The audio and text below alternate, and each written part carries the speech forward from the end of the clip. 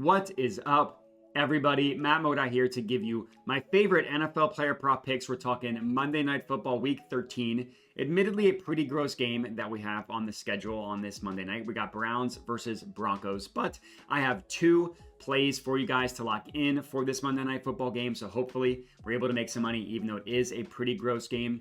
Before we get into the picks, just want to do a quick recap. Since I'm recording this in the middle of the day on Sunday, I don't have a full recap heading into Monday Night Football for you guys. So I'm just going to recap the entire season, and then we'll do Week 13, a full Week 13 recap once this week is over. On the entire year, we are up a little bit over 22 units. On the year, we're up a little bit over 17% ROI on the year as well. We had a really, really big rough patch in weeks 11 and 12, but it seems as though we are coming out of it so far in week 13. We'll need to see how things shake out over the course of the day, but so far so good. Hopefully we can just put in the rearview mirror weeks 11 and 12, which were pretty brutal. Real quick, again, just before we get into it, just if you could like the video, comment, subscribe, all that good stuff helps me out a ton.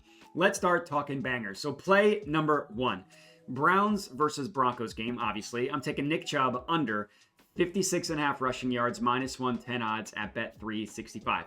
I don't love taking it under, but desperate times call for desperate measures, and I just have a hard time seeing Nick Chubb have a good game in this one tonight. It's a tough matchup, and honestly, it's sad because you love Nick Chubb, right? He's been awesome, but he just really does not look good since he's come back from the catastrophic knee injury that he suffered last year. So he's played a couple games so far. He's only gone over this number in one game since he returned. One of, I think, 4 or 5. I forgot to write that part down, but 1 of 4, 1 of 5, something like that. He's not been good. And in that game he went over, he rushed for 59 yards on 20 carries. He ran for less than 3 yards a carry.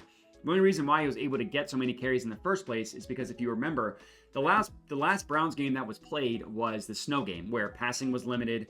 The Browns that were actually winning the majority of the games, they just gave the ball to Nick Chubb time and time again.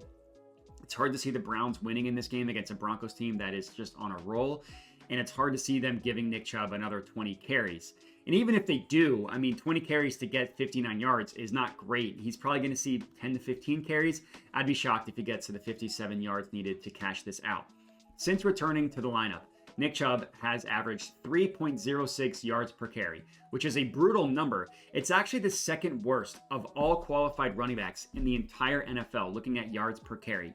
The only running back worse than him is Zamir White, who is not the company that you want to be in. And looking at all his advanced metrics, just show a running back that is not good. He's got an explosive run rate of 1.4%. That's the 5th lowest in the NFL. He's been stuffed on 54.2% of his runs. That's the 4th highest stuff rate in the NFL. Obviously, that has a lot to do with his offensive line, but he's not making anybody miss. He's got the 7th lowest missed tackles per attempt and the 9th fewest yards after contact per attempt. So he's just not getting explosive runs. He's not making anybody miss, and he's getting stuffed at the 4th highest rate in the NFL. It's sad to see because, again, you love Nick Chubb.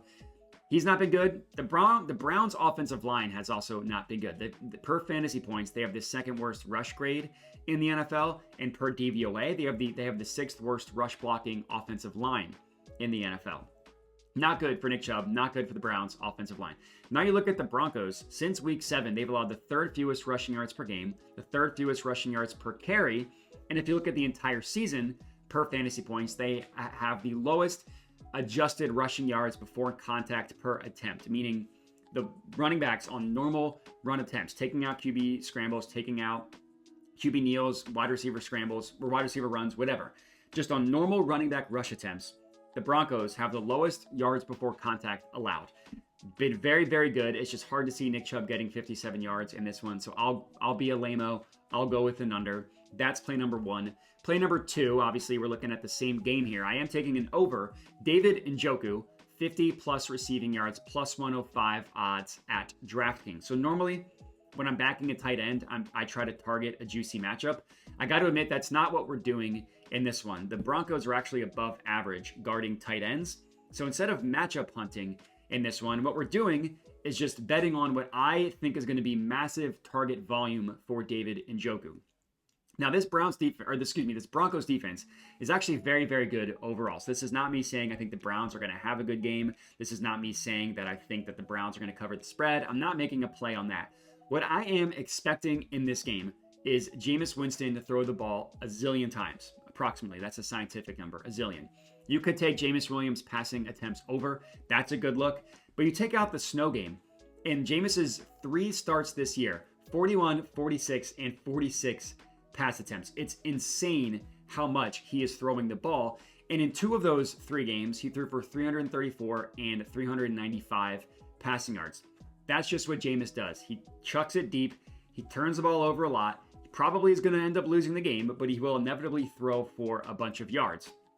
And you look at David Njoku, you take out the games started by the worst quarterback in the NFL, Deshaun Watson, just an abomination of a human and an abomination of a quarterback. You take out all the games started by Deshaun Watson, Njoku's had a decent year. He's hit 50 yards in 3 of 5 games, 3 of 4 if you take out the snow game, which again, just limited passing overall. And more importantly, his target numbers, even in the game he went under, his target numbers have been awesome. 14, 7, 7, 9 targets in 4 of the 5 games since Deshaun Watson got hurt. That's with Cedric Tillman on the field for the majority of those games. Cedric Tillman is out for this game. So you should expect another 7 plus, 10 plus, 14 would be crazy, but it could happen. Targets for David Njoku. I don't think it's going to be a beautiful 50 plus receiving yards, but I do think that he's going to get us there. Hopefully rounding out our second and final pick of the video.